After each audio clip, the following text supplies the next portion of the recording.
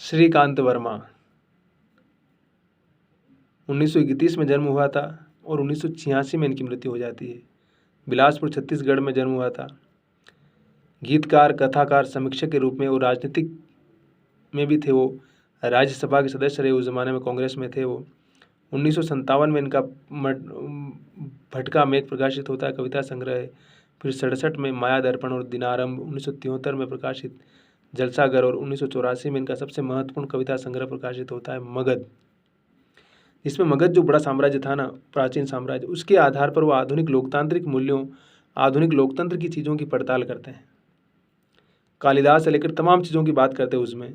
राज्य, नगर सुंदरी, नगर वधू, क्या सैनिक क्या कर रहे हैं, सेना क्या कर रही है, अशोक क्या कर रहा है, सारे लोग क्या कर रहे हैं। तो उनके माध्यम से इनकी आधुनिक मनुष्य की विडंबना और आधुनिक साहित्य अकेडमी का जो अवार्ड है उनको उसी संग्रह पर मिला। जाड़ी तथा संवाद कहानी संग्रह भी है। अपोलो का रथ इनका यथावृत्तांत है। 20वीं शताब्दी के अंधेरे में साक्षात्कार का ग्रंथ है। तो आरंभिक शिक्षा इनकी रायपुर में हुई थी। नागपुर में 1956 में उन्होंने हिंदी साहित्य में अपना MA में किया और फिर दिल्ली चले जाते हैं और विभिन्न पत्र पत्रिकाओं में लगातार लिखते रहे। 66 से 77 तक दिनमान के विशेष संवाददाता भी रहे वो। और 76 में कांग्रेस के टिकट पर चुनाव जीतकर राज्यसभा सदस्य बन जाते हैं। राज्यसभा में तो नॉमिनेट होता है, लेकिन इसमें इन्होंने लिखा है 70 के दशक में और 80 के दशक में वो काफ़ी पार्टी के बड़े प्रवक्ता भी रहे। इंदिरा गांधी और राजीव गांधी के साथ खूब काम किया इन्होंने। 80 में इंदिरा जी के साथ के प्रमुख चुनाव प्रबंधक के रूप में काम करते रहे और 84 में राजीव गांधी के परामर्शदाता बन जाते हैं। और कांग्रेस को अपना गरीबी हटाओ का अमर नारा देने वाले कौन थे? यही थे। और वो 50 के दशक के नई कविता आंदोलन के भी प्रमुख थे। तो कांग्रेस का जो गरीबी हटाओ का जो नारा था उसमें इंदिरा जी ने जो दिया था वो उसका आविष्कार समझिए कि इसका इन्होंने काम किया। 70-71 में और 76 में आयोवा विश्वविद्यालय द्वारा आयोजित अंतर्राष्ट्रीय उसमें कविताएं पढ़ते रहते हैं वो। और उपन्यास में लिखा उन्होंने दूसरी बार अश्वत्थ व्यूह, आलोचना है जिर, यात्रा वृत्तांत बता ही दिया मैंने।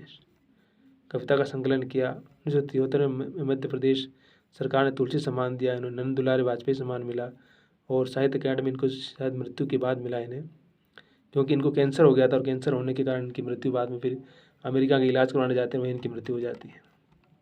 अब देखिए सबसे इत्तेफाक की बात क्या है कि नहीं, आपको अच्छी बात बताता हूँ कि श्रीकांत वर्मा ने सारी उम्र जो कविताएं लिखी मगध में वो अहिंसा की तरफ जाते हैं।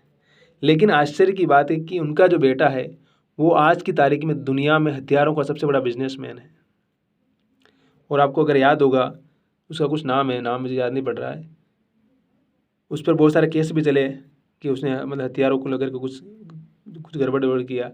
लेकिन वो आज की तारीख में सबसे बड़ा बिजनेसमैन है। दुनिया के जो सबसे महंगे हथियार उनका खरीदना बेचना उनका भारत में उसका बड़ा कारोबार करता है।